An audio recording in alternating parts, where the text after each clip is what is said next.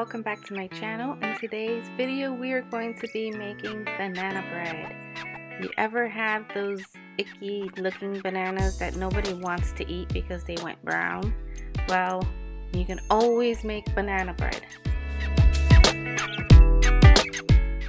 To start my banana bread, I am going to mash these bananas the easiest way that I can, and it is by throwing them into a Ziploc bag and squishing them.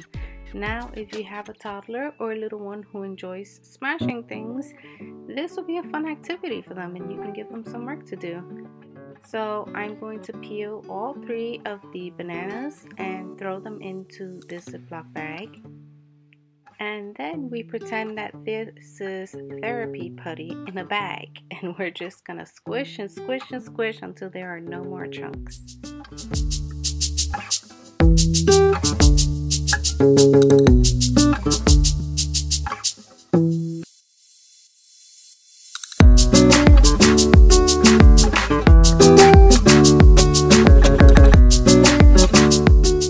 Now that we have mashed bananas in a bag, we're going to set those aside for later, and we're going to move on to our dry ingredients. So we're going to start off with 2 cups of all-purpose flour, and I always spoon my flour into the measuring cup so that I don't get compact flour where you wind up getting a larger measurement.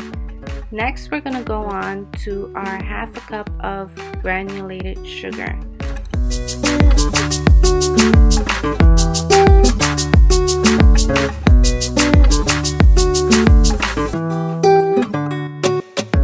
Here I'm using 2 1/4 cups because they fit best in my little jar here. The 1/2 cup size doesn't fit quite right. It makes it more difficult and I make a mess when I try to get it in there. And next we're going to add brown sugar. If you want that nice warm sweet texture and flavor, you always go with brown sugar. So if you're wondering why I have marshmallows in here, it's because marshmallows keep your brown sugar nice and moist so that you don't get these giant clumps.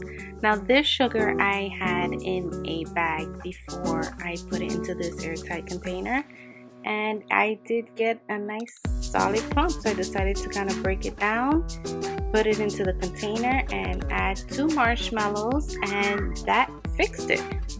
So FYI, if you need to get your brown sugar back to the right consistency, try adding marshmallows and letting it sit for a few days. To my dry ingredients, I added 1/2 cup of the brown sugar. Now I'm going to make sure I put my marshmallows back in there to keep my sugar nice and soft.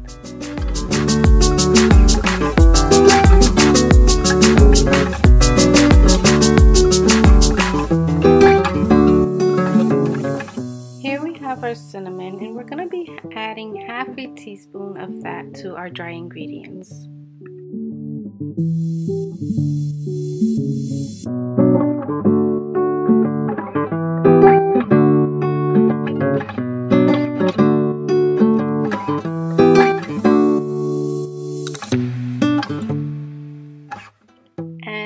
Needed for most quick breads, we're going to be adding baking soda. So here we're going to be using 1 teaspoon of baking soda, and whenever you use baking soda you need to use salt.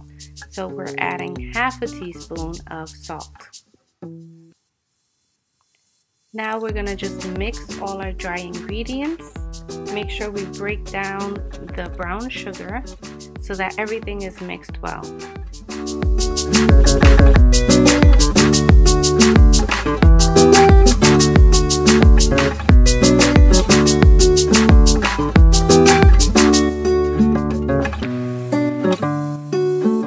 Now for the wet ingredients, we're going to go back to our bag of mashed bananas, and what I like to do is kind of use my fingers to push the bananas away from the corner of the bag so that when I cut it, I don't make a big mess.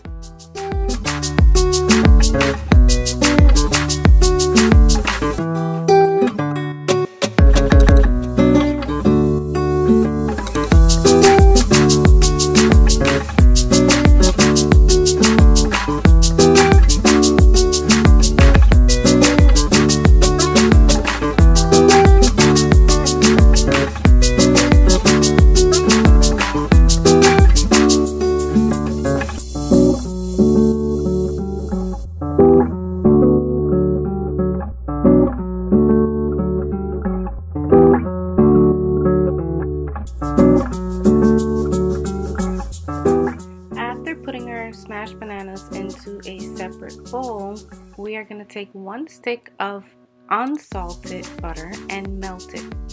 So 1 stick of butter is 4 ounces, which is equivalent to half a cup. And you want to use unsalted because you want to control the amount of salt in your banana bread. Remember, we did put salt into the dry ingredients, so we don't want salty banana bread. This is why we go with unsalted, and the reason we melt it is so that the fat can be evenly distributed in the wet ingredients. Now we're going to add 2 large eggs, and I'm cracking them into the measuring cup to avoid any eggshells going into my batter mix.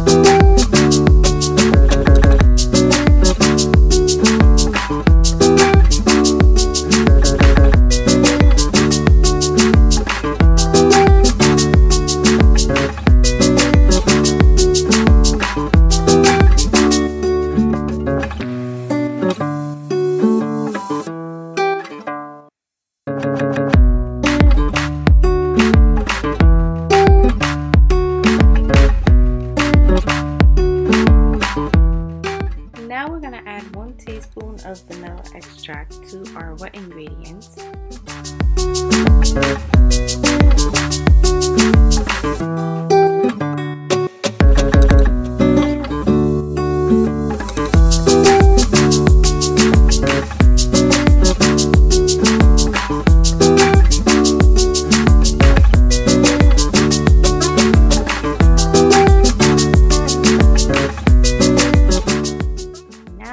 Time to mix our wet and dry ingredients. So here I'm just pouring my wet ingredients into my bowl of dry ingredients, and I'm just going to mix this. And we want to be careful when we're mixing it, because whenever you're making quick breads or muffins, you don't want to overmix. Overmixing will lead to a very dense muffin or quick bread.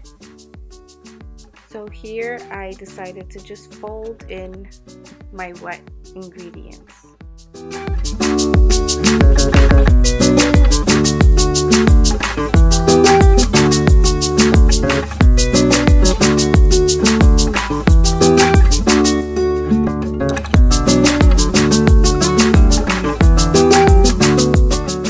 I decided to add a 1/4 cup of walnuts to my banana bread mix.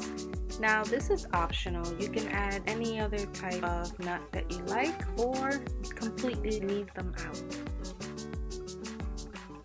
I'm lining my Pyrex loaf pan with parchment paper so that I can easily remove my banana bread from the loaf pan. I also sprayed it with cooking spray and then poured the batter into the loaf pan.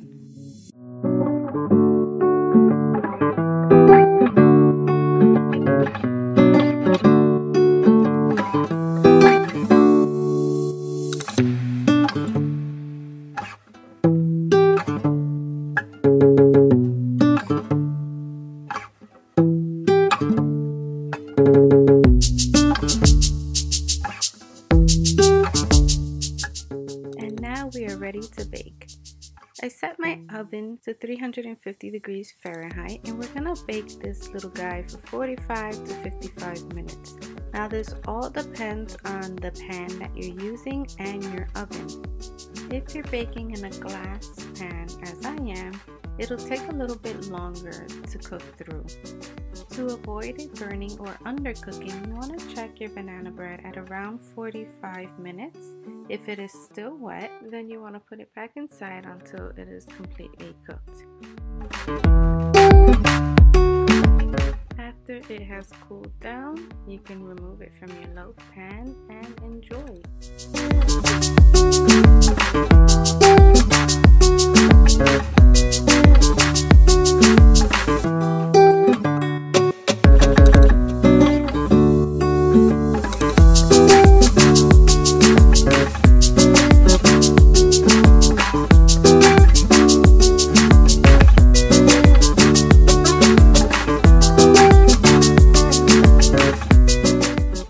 That you all enjoyed this video and try this recipe. I will be posting this on letsgetitdone.blog along with the recipe card, where you can also find other recipes and other videos. If you like videos like this or videos that have to do with cleaning and organizing, you can always subscribe down below and feel free to share. Please don't forget to like, comment, and subscribe. I'll see you in the next one.